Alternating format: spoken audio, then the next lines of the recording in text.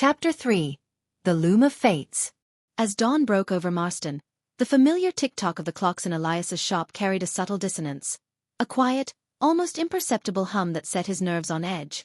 Though the ancient clock now beat with a steady rhythm, its pulse carried hints of something deeper, as if it were whispering secrets from the very fabric of time. Over the next few days, strange ripples began to spread throughout the town. Residents spoke in hushed tones of fleeting déjà vu, of moments that seemed to have been lived twice. A baker recounted an entire day that repeated itself in curious loops, while a seamstress mentioned glimpsing a celebration that defied all memory. Elias sensed that, despite his recent triumph over the Chronos shadow, the tapestry of time was still fraying at its edges. One stormy afternoon, as rain drummed softly against his shop's leaded windows, a mysterious stranger stepped inside. Clad in a weathered dark coat, with eyes that seemed to hold centuries of secrets, the visitor introduced himself as Marius, a wanderer between the corridors of time. In a measured tone he said, "Your work, dear clockmaker, has stirred a force beyond mere mechanics. The restoration of your clock has entwined it with the loom of fates, a power that binds every moment together." Marius spoke of ancient legends, of primordial guardians who once maintained the delicate weave of destiny, and of a time when the threads of fate were meticulously tended. Long ago, he murmured, the loom was whole and unyielding, but sorrow and neglect tore its strands. Now, by mending your clock, you have awakened the very fibers that bind us all. Some threads are strong, resilient enough to bear the weight of hope, while others are so delicate that a single misstep could unweave them entirely. Before Elias could fully digest these revelations, a familiar ethereal light bathed the shop's doorway. Seraphine appeared, her presence both comforting and urgent. "Elias," she said, her voice soft yet insistent, "the anomalies you feel are but the surface of a deeper disturbance. The restored clock is only a part of the whole. Its resonance has called to the loom of fates. We must journey once more, to the very heart of that tapestry, to learn how to mend what has been disturbed." With resolve deepened by both duty and a stirring curiosity, Elias carefully gathered his tools and the rescued fragments of lost time. Joined by Seraphine and Marius, he stepped through the shimmering portal, leaving behind the familiar cobblestones of Marston for a realm where time was an ever-shifting mosaic. They emerged into a landscape unlike any Elias had seen, a vast expanse where light and shadow danced upon endless corridors of memories. Here, the past, present, and future coexisted in a mesmerizing, surreal interplay. In one chamber, the trio encountered a mirror whose surface did not reflect their faces but instead revealed the myriad possibilities of their lives. Futures filled with triumph and joy, and others shrouded in loss and regret. Elias caught sight of himself not merely as a humble clockmaker, but as a guardian whose choices could shape the destinies of countless souls. As they pressed deeper into this labyrinth of woven moments, the air vibrated with the resonant hum of the loom of fates. In its center lay a luminous nexus, a pulsating convergence of threads that shimmered with every heartbeat of history. Each thread radiated the laughter of a long-forgotten joy, the quiet despair of a missed chance, and the fervent hope of dreams yet to be born. Yet even amidst this radiant spectacle, a shadow lingered. Not as malignant as the Chronos shadow they had vanquished before, this presence was more enigmatic, a silent observer whose intentions remained cloaked in mystery. It hovered at the periphery of the luminous nexus, a reminder that even in moments of renewal, destiny kept its watchful eye. Standing before the nexus, Elias felt the enormity of his calling.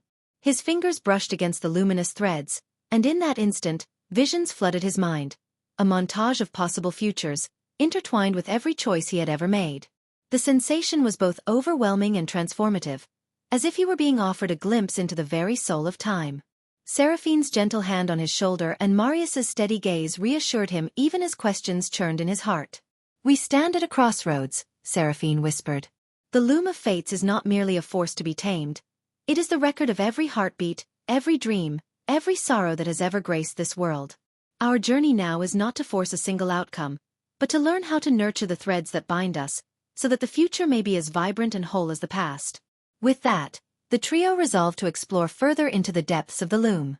Every step led them through corridors lined with echoes of ancient voices and future promises alike, where each thread they encountered spoke of lives lived in full measure. Elias realized that his quest had grown beyond the mere restoration of clocks. It was now a quest to understand the fragile beauty of every moment, and to safeguard the interconnected destinies of all who lived within time's embrace. As they advanced, the mysterious observer's presence grew more pronounced, a quiet figure of shifting light and shadow, always just beyond clear sight. Whether friend or foe, this silent guardian of fate would soon reveal its purpose. And with the loom of fates pulsing before them, Elias knew that every choice made from this moment onward would echo through eternity. The path ahead was uncertain, woven with both promise and peril, but as the radiant threads of the loom enveloped them in their gentle glow, a new resolve took hold. Elias, Seraphine, and Marius would do all they could to honor the legacy of time, ensuring that every heartbeat, every whispered memory, and every hope for tomorrow would find its rightful place in the grand tapestry of existence. And so, with the loom of fates unfolding before their eyes, their journey continued. Each step a delicate dance with destiny, each moment a chance to weave a future filled with light. 1. Temporal continue. The nature of time loops. The paradox suggests a timeline where an object, person, or piece of information exists without an external cause. This relates to the bootstrap paradox, where something comes into existence from nowhere, e.g., a watchmaker receives instructions to build a clock from the future version of themselves who built it based on those same instructions. Predestination loops. Events that are inevitable and self-contained, meaning past and future influence each other in a closed loop. Novikov's self-consistency principle. A theory stating that any event that would lead to a paradox is inherently impossible because reality adjusts to prevent contradictions. 2. Philosophical continue. Determinism versus free will. Causal determinism. If time travel exists and the paradox holds, it suggests a deterministic universe where free will is an illusion since all events are bound to happen in a loop. Self-creation and ontology. The paradox challenges the idea that everything must have an origin. If a clockmaker and their knowledge exist in a closed loop, does that mean causality is an illusion? Existential and epistemic questions. If an object or information is never truly created, is it real? And how does one differentiate between true knowledge and knowledge that is merely passed along infinitely? 3. Physical continue. Implications for physics and time travel. Quantum mechanics and retrocausality. Some interpretations of quantum mechanics, such as the transactional interpretation, suggest that events in the future can influence the past, possibly supporting causality loops. Closed time-like curves, CTCs. In general relativity, solutions like Gödel's universe or Kerr black holes allow for paths where time travel is mathematically possible, creating conditions for paradoxes. Thermodynamics and entropy. A self-contained loop seems to defy entropy, as information or objects within it would never truly decay or lose coherence. This conflicts with the second law of thermodynamics unless some external mechanism stabilizes the loop. 4. Practical and thought experiment continue. The clockmaker's knowledge. If a clockmaker learns how to build a perfect clock from a future self but never independently discovers the knowledge, is that knowledge truly invented or just borrowed? Paradoxes of identity. If a person or object exists only because it was sent back in time, what is its true identity? This extends to problems like the ship of Theseus or the grandfather paradox. Final thoughts. Can the clockmaker's paradox be resolved?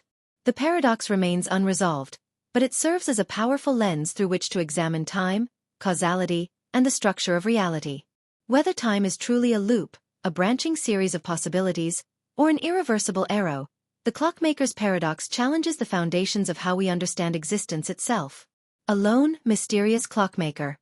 A figure lost in time, designing a watch that exists in a time loop? Multiple people in a time loop. A younger and older version of the same person exchanging knowledge? A sci-fi setting. A futuristic take on the paradox, with time travelers and advanced technology? A classical setting. A historical watchmaker from an E.